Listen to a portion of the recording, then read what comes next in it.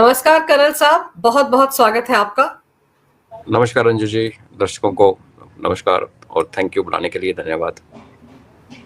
Colonel साहब, ये जो 20 पॉइंट्स वाला फॉर्मूला लेकर आ गए हैं डोनाल्ड ट्रंप, इजराइल और गाजा के बीच में, फिलिस्तीन के बीच में शांति करवाने को लेकर, दरअसल कैसे देखा जाए इस पूरे के पूरे मसौदे को? क्या सच में समझौता हो जाएगा? पहले तो ये देखिए अंजू जी कि 20 में से नया पॉइंट कौन सा है? कुछ भी नया नहीं है। इन प्रपोज्ड रेजोल्यूशन पॉइंट्स की बात बड़ी देर से होती रही, ठंडे बस्ते में जाती रही, जब मन करे निकाल लेते हैं बाहर। और मजे की बात यह है कि इसको आप यूक्रेन से आप इक्वेट करें कि रशियन प्रेसिडेंट और अमेरिकन प्रेसिडेंट मिलते हैं, यूक्रेन वालों को पूछा ही नहीं। यहाँ पार्टी टू कॉन्फ्लिक्ट है हमास और इसराइल, और अनाउंसमेंट कर रहे हैं इसराइल और यूएसए।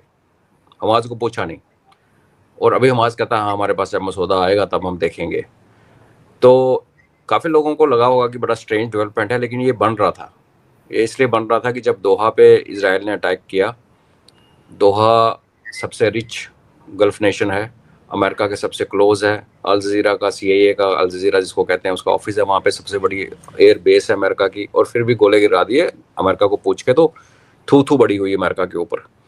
और उसके बाद आपने देखा कि गल्फ के जो डिफरेंट एक्टर्स हैं, देखिए वेस्ट एशिया तो बहुत वाइल्ड वेस्ट है ना। अगर आप सीरिया, जॉर्डन, इसराइल को गिन के उधर लेबनान में चले जाते हैं, नीचे यमन देखते हैं, तो फिर बड़ा वेस्ट लगता है। लेकिन जब गल्फ की तरफ आते हो तो बड़ा समृद्ध, पैसे वाला, पीसफुल इलाका है, जिसमें बहरीन है, कुवैत है, वो लड़े हैं आपस में, ऑफकोर्स सऊदीज हैं।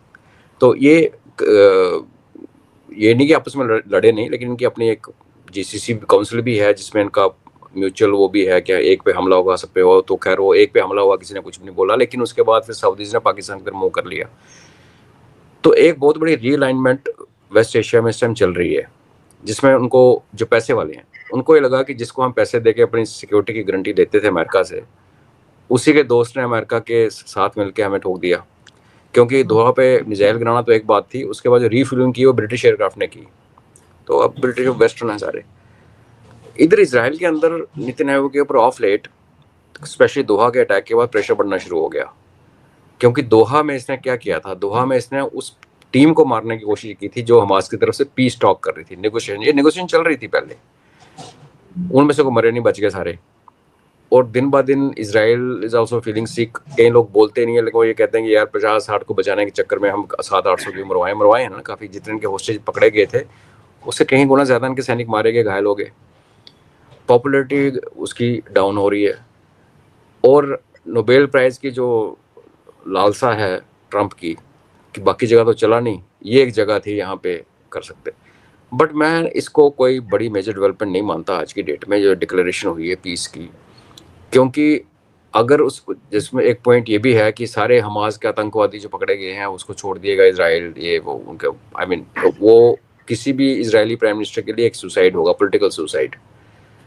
तो इसकी लॉन्जिविटी, इसका फ्यूचर अभी तक सस्पेक्ट। मैं अगर उस पर कोई मेरे को बोले कि पटाखे चलाओ, दिवाली बनाओ, मैं नहीं बनाऊंगा। प्रधानमंत्री जी ने हमारे ने तो उनको बधाई दे दी, और मुझे तो उसको पढ़ के ये लगा कि वो कह रहे हैं शाबाश शाबाश, आ जाओ कबर खोदो अपनी, अमेरिका आओ तुम फंसो अब। तो ये ट्रंप की जो हवाबाजी और बेबी नेतन्याहू की जो पॉलिसी है, या उसका जो एटीट्यूड है, वो आज का थोड़ी है। जब से वो प्राइम मिनिस्टर बना है, उससे पहले जो फौज में भी था, 1990 से उसका स्टेटमेंट है कि ईरान को उड़ाना, ईरान को खत्म करना, हमारे आज अटैक होने वाला है। रातों रात चीज़ें नहीं बदलती, लेकिन हाँ इस टाइम वो अंडर प्रेशर है। दोहा वाला थोड़ा सा ब्लंडर टाइप लोगों को नज़र आ गया, तो अमेरिकन को थोड़ा सा एक अपर हैंड मिला। और जो चार्ली किर्क का मर्डर का भी इल्ज़ाम इनके ऊपर ही आ रहा है, इसराइल के ऊपर ही, तो कुछ टर्बुलेंस है। अब इसराइल जो है अमेरिका को डिफाई करता है, पहली बात नहीं, बहुत बार इसने डिफाइंस दिखाई है। लेकिन ये लगातार लड़ने से क्या हुआ कि इसकी अपनी इकोनॉमी पे बहुत ज़्यादा फर्क पड़ा हुआ है। इस टाइम इसराइल की इकोनॉमी कोई अच्छा नहीं कर रही, और अमेरिका का अगर अपनी फौजी मदद छोड़ दो, अगर वो सिर्फ पैसा भेजना बंद कर दे इसराइल में, तो इसराइल सस्टेन नहीं कर पाएगा। क्योंकि एक छोटी सी कंट्री है, वो लड़ रही है, टूरिज्म ज़ीरो रखा है, जो उनके पैसे कमाने के वो थे। जो ये वेपन और आर्ममेंट बाहर बेचते थे वो बेच नहीं पा रहे, बिकॉज इनका अपने नहीं पूरी पड़ रही। और खर्चा लड़ाई आपको पता है बहुत ही महंगी हॉबी है। तो ये मल्टीट्यूड ऑफ थिंग्स हैं जिसमें नेतन्याहू की थोड़ी सी वीक हुई पोजीशन, ट्रंप की थोड़ी फ्रस्ट्रेशन कह लो, या एक एम्बिशियसनेस कि मैंने नोबेल लेना किसी भी तरीके से कुछ ना कुछ करवा के। हमास के पास भी स्पेस, एल्बो स्पेस ज़्यादा बची नहीं है। लेकिन मेरा एक इस सारी कहानी में एक लास्ट क्वेश्चन यही बनता है कि क्या आप लड़ाई से, जब पीस टॉक से आइडियोलॉजी को मार सकते हो? हमास की आइडियोलॉजी को क्या आप ख़त्म कर सकते हो?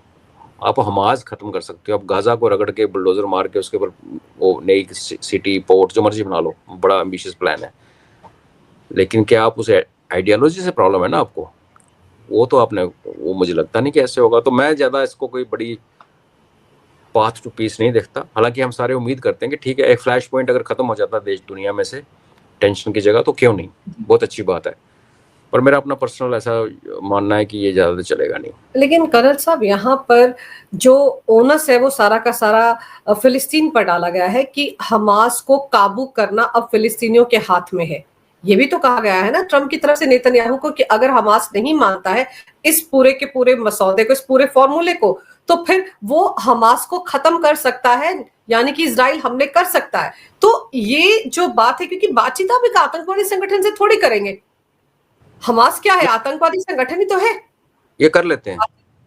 इन्होंने तालिबान को आतंकवादी डिक्लेयर करके उससे बातें की, सीरिया वाला आतंकवादी को प्रेसिडेंट बना दिया। इनका वो कोई ऐसा कुछ नहीं है। मैं इसमें आपको जो आपने जो पॉइंट उठाया बड़ा अच्छा पॉइंट है, मैं उससे आपको रिलेटेड एक चीज़ बताता हूँ। हमास को बनाया किसने? हमास को बनाया था इसराइल और अमेरिका ने मिलकर, CIA ने। क्यों बनाया था?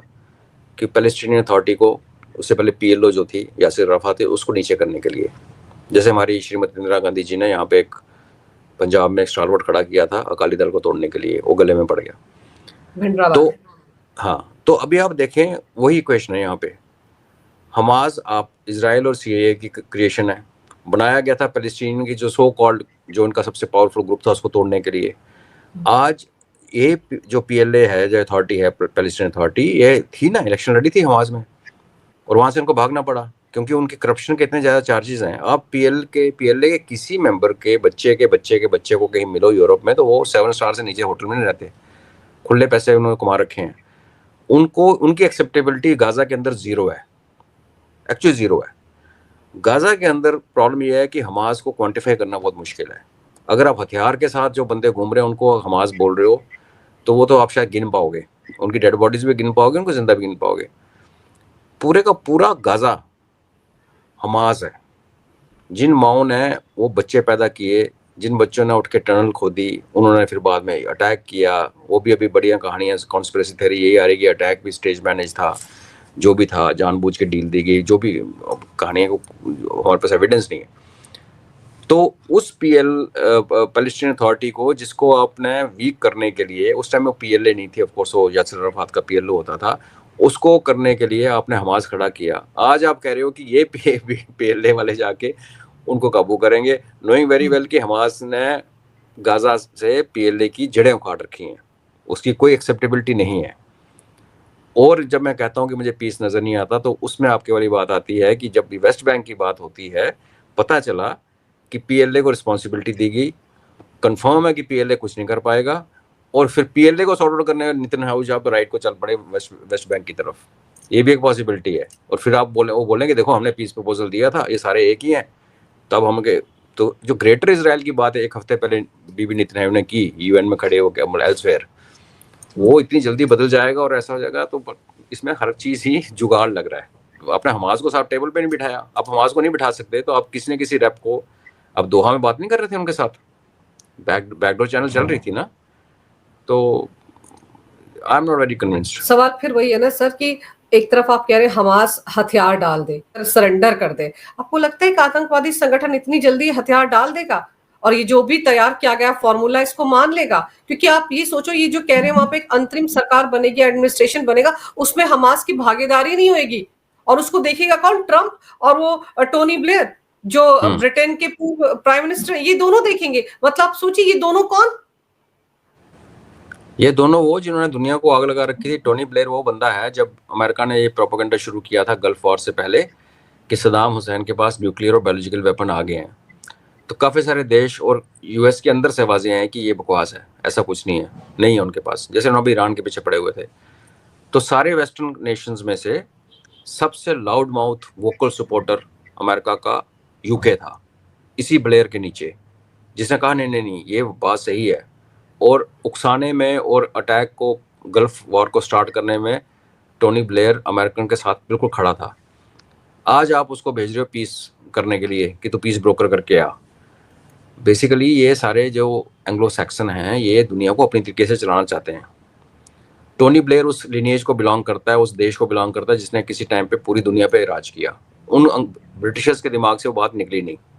रही बात ट्रंप की, तो ट्रंप को तो हर जगह होना है। अगर कहीं पीस का पी है तो उसमें ट्रंप को होना ही होना है, तभी तो उसको नोबेल प्राइज मिलेगा ना, अदरवाइज मिलने का चांस है नहीं। बाकी सारे चांस खत्म हो गए। आप देखिए इधर पीस की बात कर रहा है, साथ में भारत और पाकिस्तान के पीस की बात भी करने लगा कि मैंने रुकवाया। तो इसको बेसिकली मैं तो कब से कह रहा हूँ इसको दे दो यार एक पीस प्राइज और दफा करो ये जितने ड्रामे कर रहा है।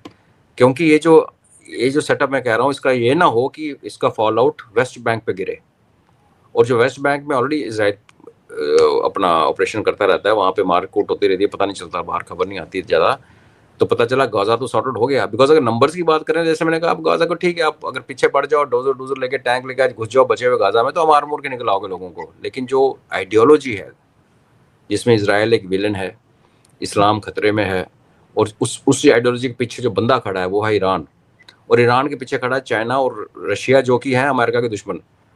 तो ये इतना कॉम्प्लेक्स नेटवर्क है कि इसको आप सिर्फ फेस वैल्यू पे ऐसे अगर हम देखेंगे, हाँ जी सऊदीज ने पाकिस्तानियों के साथ हाथ मिला लिया तो खत्म हो गया, ऐसा नहीं है ना। फिर जब पाकिस्तान को देख रहे हो तो आप ये भी देखते हो इस पाकिस्तान वो देश है जिसकी कैपेबिलिटी है कि उसने अमेरिका और चाइना की संधि करवाई थी 71 में 72 में।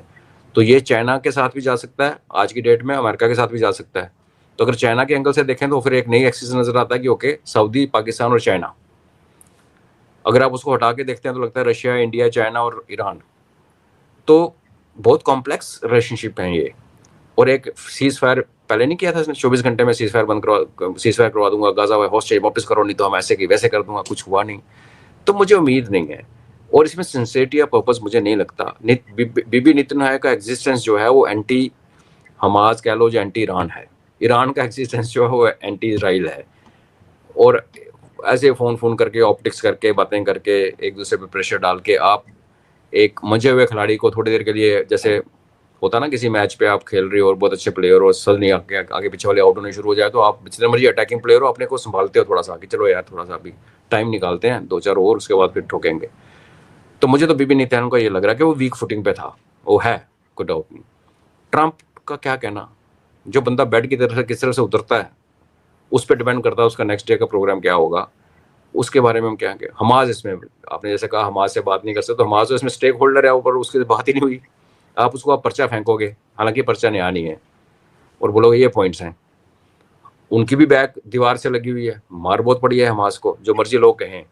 जो हमास आज से 4 साल पहले था वो हमास नहीं रहा, उनकी फाइटिंग स्ट्रेंथ वगैरह।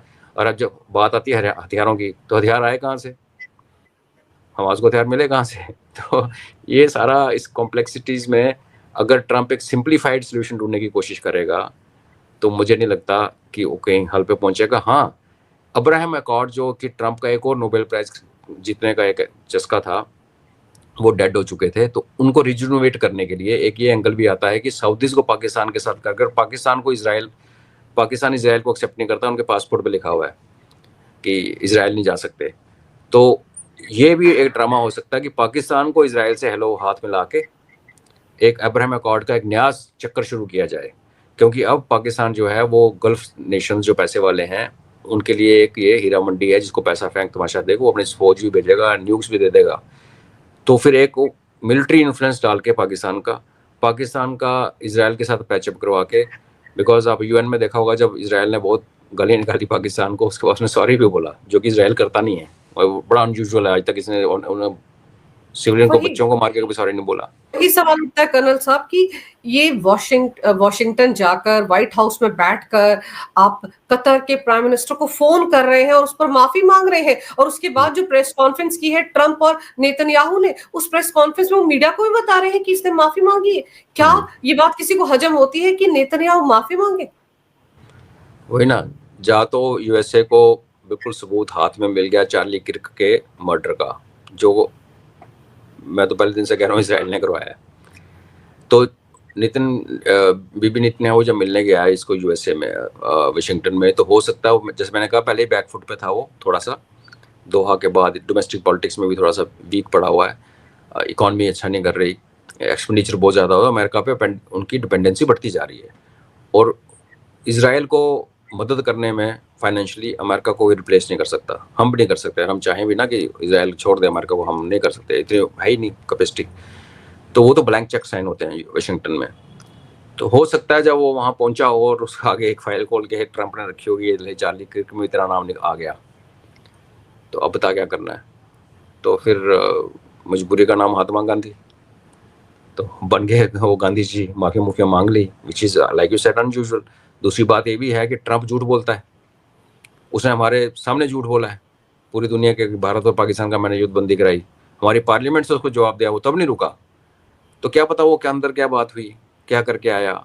एक सॉरी बोलना और माफी मांगने में एक्चुअली फर्क होता है थोड़ा सा।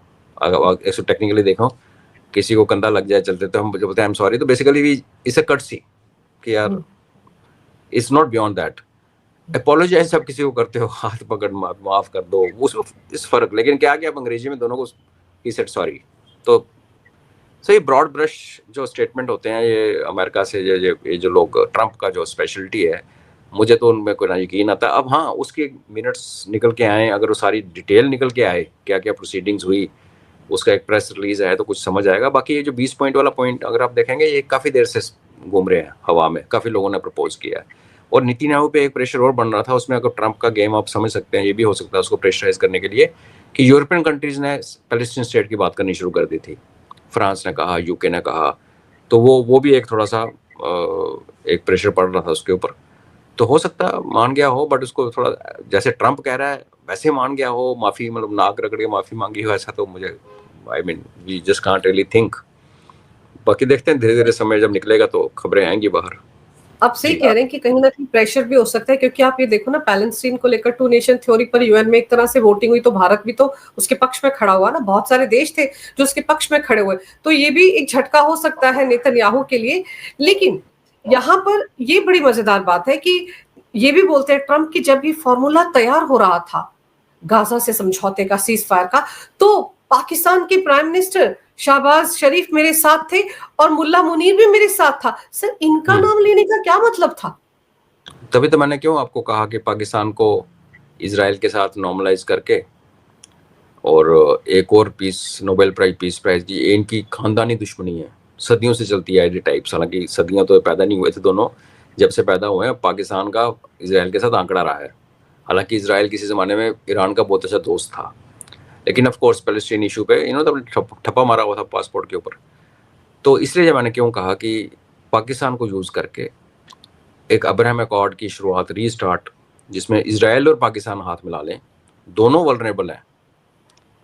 और ये जो रही बात यूएन में ना पंकज जी, ऐसा होता है कि ये सब चीज़ें टाइड अप होती हैं। हम वोट देने से पहले इसराइल से बात कर लेते हैं कि भाई हम ऐसे करने वाले हैं, ये रीज़न है।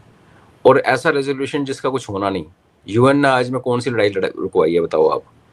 तो वहाँ बैठ के अगर ऐसे वोट ही करना है तो बोला ठीक है यार, वोट डाल दे, उसका बोल जाओ। हु रिमेंबर्स लास्ट ईयर किसने क्या वोट डाला, उस वोट ने पहले तो वोटिंग कम हुई है, कितनी बार वोटिंग हुई है।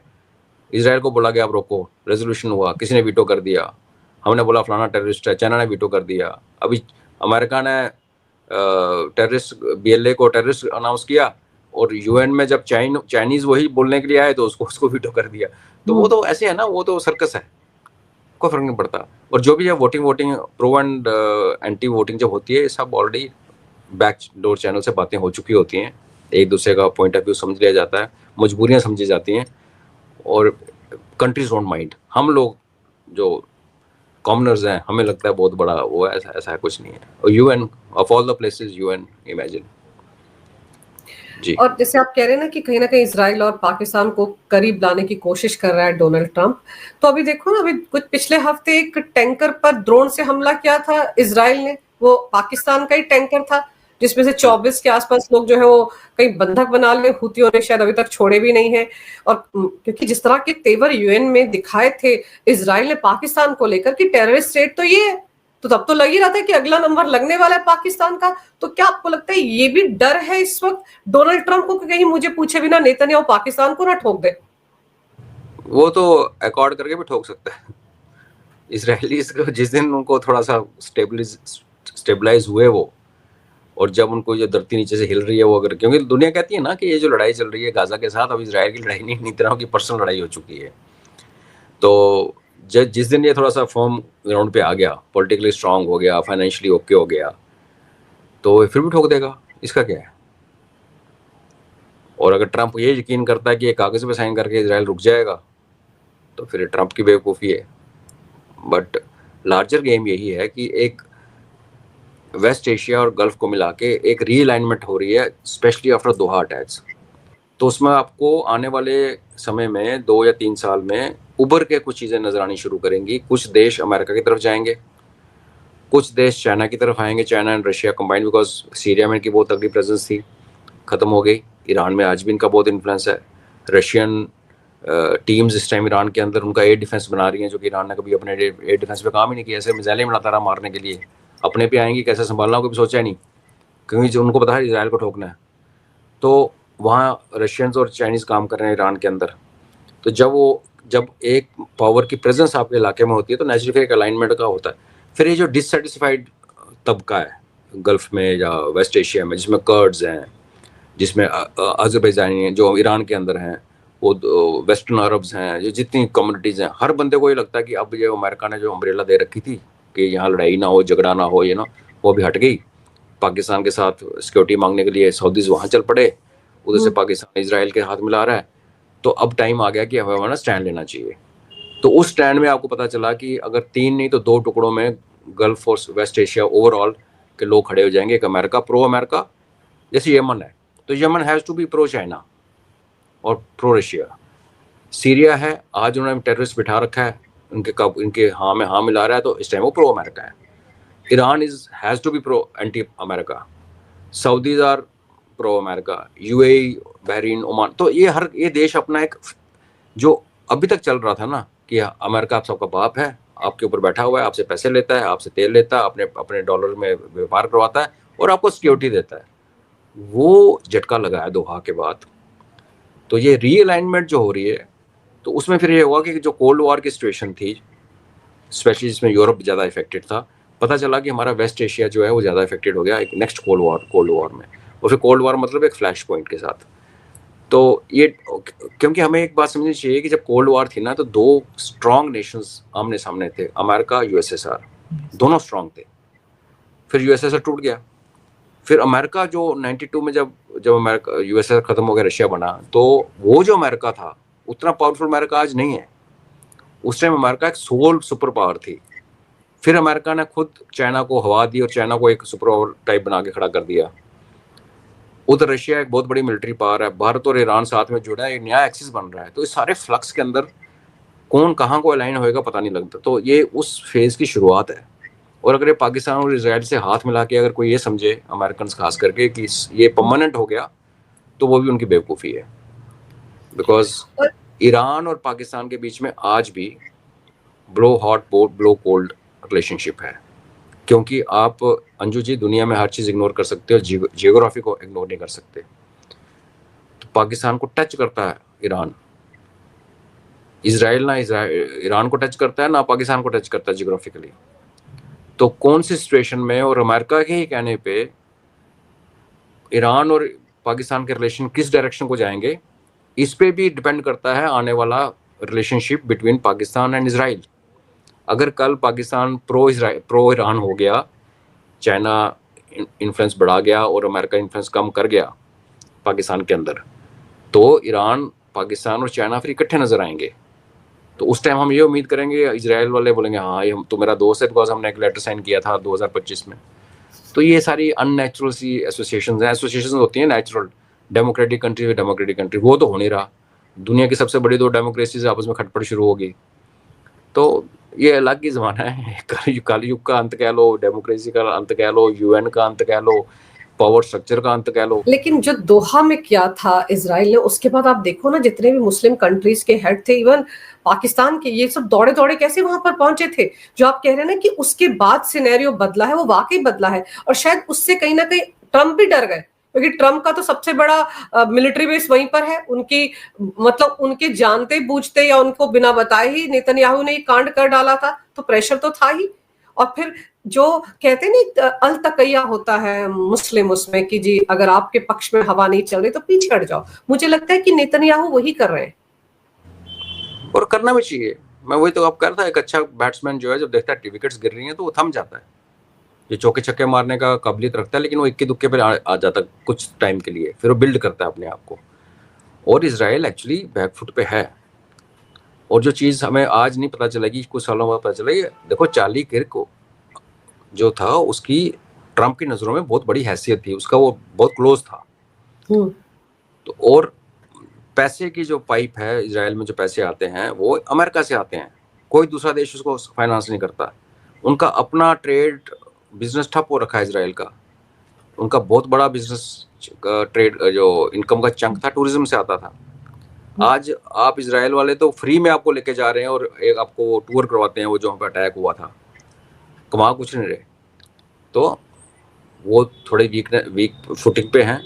तो जैसे आपने बिल्कुल सही कहा कि वो भी अपना टाइम बाई करेंगे। उस टाइम में अगर उनको एक पाकिस्तान जैसे घटिया देश, और उनको ये भी पता है शायद इजराइल को कि आज साइन कर लेते हैं, अगले साल पाकिस्तान बचे ना बचे किसको पता। कहीं इधर हमारे क्या कहते हैं प्रीस्ट किंग का मूड खराब हो गया तो पाकिस्तान का तो वैसे ही अंत है, 3-4 घंटे की मार है टोटल।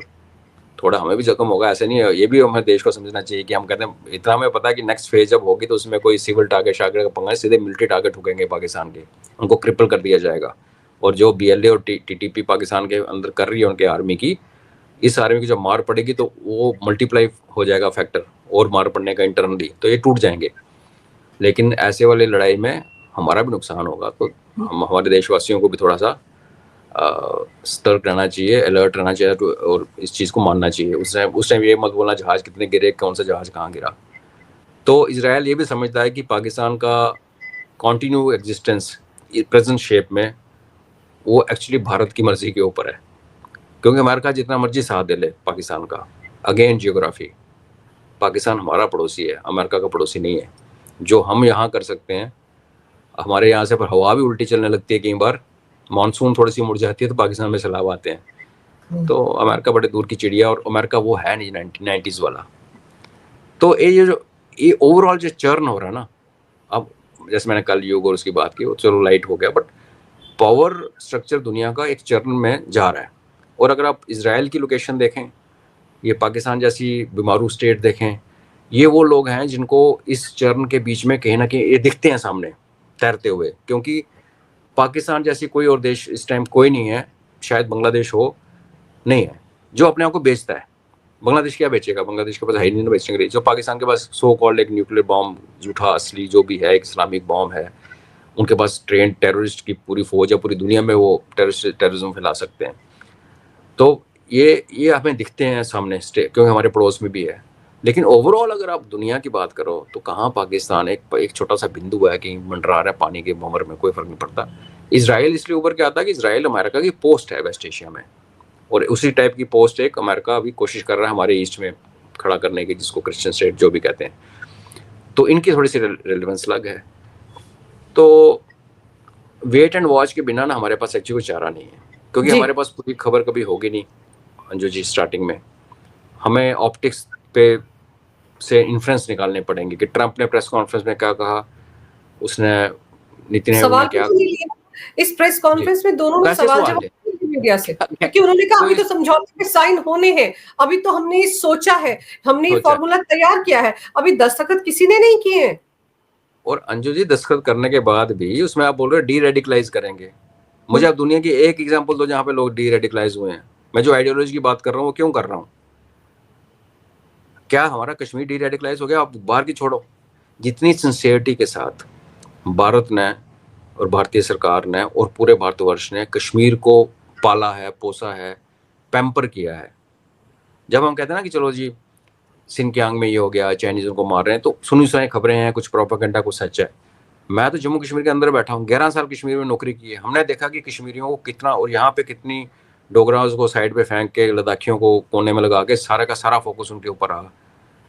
तो जब वो पहलगाम में इंसिडेंट हुआ और वो 3 महीने वो बंदे जब कश्मीर में घूमते रहे मरने से पहले, तो उनको खाना कहाँ से? पाकिस्तान से आता था। तो आइडियोलॉजी नहीं मरती, आइडियोलॉजी नहीं खत्म होती, रूप बदलती है, वो भी अपना टाइम देखती है। तो जब इनका अगर ये प्रेस कॉन्फ्रेंस में क्वेश्चन आंसर करते हैं और वहां उठ के कोई बंदा ये पूछ लेता कि प्रेसिडेंट जी आप मुझे ये बताइए कि डी रेडिकलाइज आप कैसे करेंगे, कौन सा फॉर्मूला आप फॉलो करेंगे जो आपने अपनी जिंदगी में कहीं और होते हुए देखा है, तो क्या जवाब देता? तो ये सब हवा है, और जब तक कुछ कंक्रीट बन के नहीं आता, स्टेप नहीं आता। हाँ, एक पॉसिबिलिटी है कि आपने जो हमास में जो बचे खुचे लीडर हैं, पहले आपने सारे मार दिए, जो टॉक्स पे आए तो वही उनके लीडर बचे हैं, उनको आपने मारने की कोशिश की। तो कई बार क्या होता है कि मरा हुआ आदमी अच्छा होता है, डरा हुआ आदमी ज्यादा खतरनाक होता है। तो उनको मरे तो नहीं, पर उन्होंने मौत को सूंघा है। तो हो सकता है डील होगी हो कि तुम पकड़ो यार $1 बिलियन, जाओ अपनी यॉट वॉट खरीदो, हमारे यूएसए में उधर जैसे जेलेंस्की भी कहीं जाके भागेगा, तुम भी वहां जाके कोई द्वीप में जाके ऐश करो। वो हमारे बाबा जी भी हैं जिन्होंने एक आइलैंड खरीदा हुआ, भारत से गए हुए, वहां कहीं जाओ ऐश करो और सौदाबाजी का बाकी हम देख लेंगे। ये भी पॉसिबिलिटी है। और इस पॉसिबिलिटी से अगर एक पीस निकल के आता है तो मैं हमेशा, हम सारे, आप, मैं, मुझे शक ही नहीं है कि हम सारे पीस के हामी हैं, लेकिन ये रियलिटी में होता हुआ नजर नहीं आ रहा। बाकी समय बताएगा, लेट्स सी। बिल्कुल समय बताएगा, अभी तो शुरुआत हुई है और डोनाल्ड जी। ट्रंप को तो नोबेल चाहिए है, कुछ ना कुछ वो खिचड़ी पका ही रहे हैं, कोशिश कर रहे हैं कि फिर से उनकी रिकमेंडेशन हो जाए। मुनीर कर चुका है, शहबाज शरीफ कर चुका है, नेतन्याहू भी बोल चुके हैं, तो उनको लग रहा है 2-4 लोग और सामने आकर उनको कर दे। लेकिन फिर सवाल वही है कि यूक्रेन वॉर क्यों नहीं रुकवा पाए, अगर इतना दम है डोनाल्ड ट्रंप में, वो उनके लिए नाक का सवाल बना हुआ है। तो देखते हैं उस दिशा में भी कहां तक बात आगे बढ़ती है। लेकिन आपने समय निकालकर इस विषय पर बहुत ही अहम जानकारी मेरे दर्शकों को दी, आपका बहुत बहुत धन्यवाद। नमस्कार, भारत माता की जय हो, वंदे मातरम, जय हिंद। जय हिंद।